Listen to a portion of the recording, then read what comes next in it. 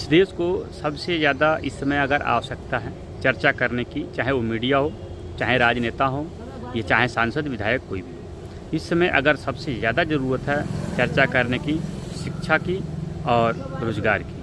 क्योंकि हमारे 1947 में हमारा देश आज़ाद हुआ और 1 साल बाद चीन आज़ाद हुआ, लेकिन आज चीन हमसे कई गुना आगे बढ़ चुका है और वहाँ पे रोज़गार के प्रति लोग सरकार को नहीं घेरते हैं, स्वयं अपना रोज़गार बनाते हैं और रोज़गार करते हैं। लेकिन आज हमारे भारत के अंदर अगर कोई व्यक्ति पढ़ लिखा रहता है तो वो सरकार पे डिपेंड करता है। जैसे ये लगता है कि सरकार पे एहसान किया है, ये नहीं कि वो अपने दिमाग से कोई ऐसा तकनीकी काम करें, तो कोई ऐसा रोज़गार करें, कोई ऐसा बिजनेस करें जिससे हम आगे बढ़ें। लेकिन यही चीन को देखा जाए तो चीन में कभी भी धरना प्रदर्शन ऐसा नहीं होता है कि सरकार हमें रोज़गार नहीं दे रही है, हम शिक्षित हैं, हम बेरोज़गार हैं। वहाँ के जो लोग हैं वो स्वयं अपना रोज़गार पैदा करते हैं और एक दूसरे को रोज़गार देते हैं। लेकिन यही देखा जाए भारत के अंदर जो लोग थोड़ा शिक्षित हो जाते हैं वो सरकार पे डिपेंड हो जाते हैं कि हमें सरकारी नौकरी चाहिए।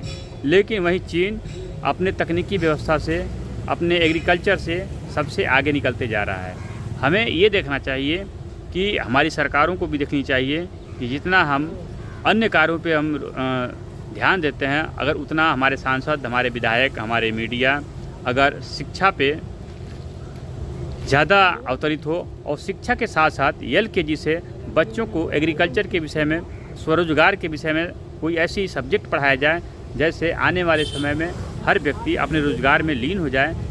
जितना हम अन्य शब्दों का, अन्य भाषाओं का प्रयोग करते हैं, उतना हम अपने हिंदी में अगर अपने बिजनेस के विषय में, अपने विकास के विषय में, अपने रोज़गार के विषय में कोई ऐसी तकनीकी पढ़ाई जाए जिससे कि हर बच्चा अपने पे कन्फर्म हो जाए और अपने कॉन्फिडेंस के साथ कोई ना कोई रोज़गार करे।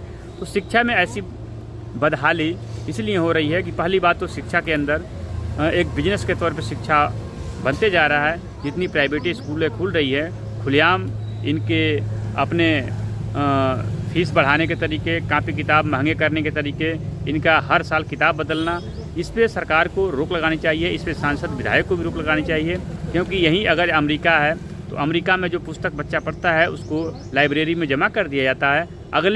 अगले वर्ष फिर जब दूसरा बच्चा उस सब्जेक्ट को उठाता है और फिर वही पढ़ता है। इसलिए वहाँ शिक्षा व्यवस्था सस्ती है। लेकिन हमारे देश में देखी जाए तो शिक्षा व्यवस्था एक बिजनेस के तौर पे बनते जा रहा है। जो किताबें 10 रुपये की होती है वो किताबें 250-300 की मिलती है। लेकिन वहीं देखा जाए शिक्षा में बदतरी की हालत और जिस तरह से महंगाई बढ़ती जा रही है शिक्षा के चलते, आने वाले